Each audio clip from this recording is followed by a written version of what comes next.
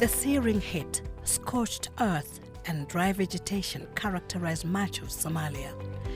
With cyclic droughts ravaging the land, water ever so scarce, and a people so marginalized, these harsh terrains and unforgiving weather were bound to remain Somalia's identity. But not anymore. Lush farmlands are emerging. Water is beginning to flow freely, and a new microclimate is slowly forming. The Somalia Resilience Program, SomReP, is changing the face of the Horn of Africa nation through a program called Farmer Managed Natural Regeneration, FMNR, a low-cost, transformational and sustainable land restoration technique used to combat poverty and hunger and increase the quality of life for farmers in developing countries.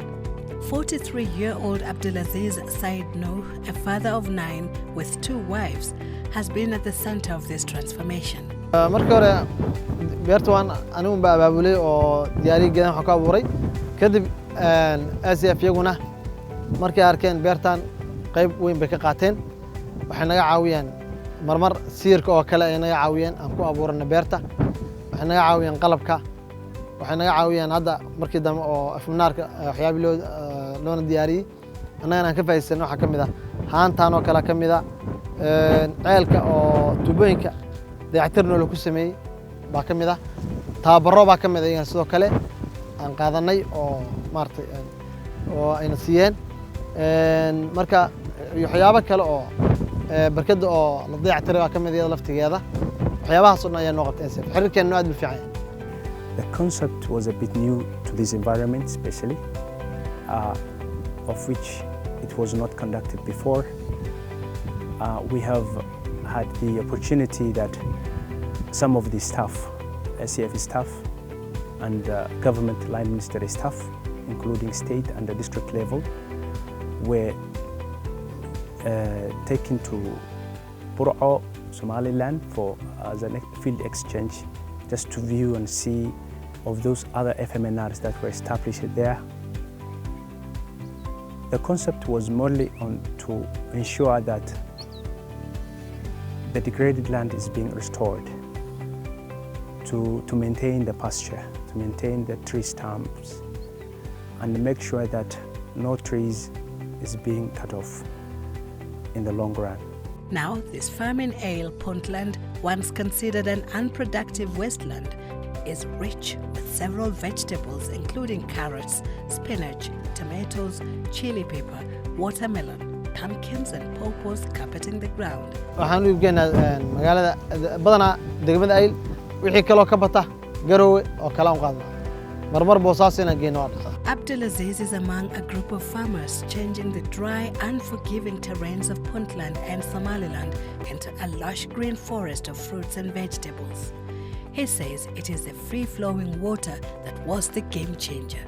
faa'iido weyn aan ka helnay waxa weeye biyuhu barkada markay ka imaanayaan si daciif ay ku imaanayaan maxaa yeelay way gaaban tahay barkada tan laakiin biyaha xoog buu sideen hadda si arkaysaan oo kale biyaha xoog buu sideen marka markii si degdeg ah baa geedi waraabsanaysa shaqadii bay naga caawinaysaa marka faa'iido aan ka helnay waxa weeyaan isbedelka biyaha aan ka helnay biyaha waan ku kaydsan karnaa biyihii baa si degdeg ah aan ugu waraabsan karnaa beertii kuwaas waqti badan bay ka qaadanaysaa maxaa yeelay biyaha iyadii waa gaaban tahay biyo xoog ma soo baxaya. The program, funded by SIDA and EU Restore, is run by 3 SomReP consortium members, including Action Against Hunger, ACF, here in Ale, CARE in Burao, and the Adventist Development and Relief Agency, ADRA, in Lasanod. Here in Ale, ACF embarked on a mission to quench this thirsty land, supporting people like Abdulaziz who are eager to become farmers in a land of pastoralists. We have trained and identified FMNR champions from the community members. Meanwhile, in Somaliland, the Adventist Development and Relief Agency, ADRA, has set up more FMNR sites in Lasanod. In Burao, CARE is giving this school in Korali a facelift. abaar bay maxad xilligan ay ka jirta wadanka muddo ma garanaysa ilaa 7 bilood meelaha gaaraysa roob kama diin markii hore dhirtiyada iska biyisbi jirtay dhulka marka biyaha gacanta loogu roraado oo loogu dadaalo keelitaankeeda ayay u baahan tahay iyo ilaalin. Care partnered with the Ministry of Environment in Somaliland to provide tree seedlings to help regenerate vegetation around the school. dhiraan tan cimilada kale aanay samaynay la keenay ee la soo qaaday la soo abqaado ayay heedo yar waa baxday waa la biyay waa lagu tabaa gudaha ku jirta tan dibadda maanta waxaynu rajaynaynaa in sidii oo kale in ay noqoto mustaqbalka marka lagu tabcay kacdo xoolaha waxa harsanaya ummadda isugu timaada hadiyo goordi waa iskuul weyn oo secondary dugsi sare marka gudaha la harsanay laakiin imika dibadda gaadiidka soo gelaya iyo dadka imanaya dibadda jooga iyo wixii kale ay yimaadeen nooleyba way harsanayaan manfaacad ka helayaan quruxna way keenaysaa oo markii hore dee iskuulku gidaarkaas baa muuqanayeen haddii dhirtu kacdo wuxuu noqonayaa meel aad iyo aad qurux badan loogu soo hirto oo manfaacadna leh marka dhirta taasaynu ka rajaynaa iyagana. But it's not just this delicate species that receives royal treatment. Even the wild trees around the school are being cared for tenderly.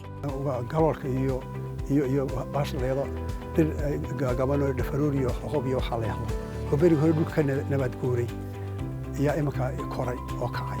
The FMNR sites in Puntland and Somaliland are changing the landscape and are becoming the country's food baskets. And with the new microclimate forming, perhaps the rains will begin to shower this part of Somalia more often, driving away drought and poverty from this land forever.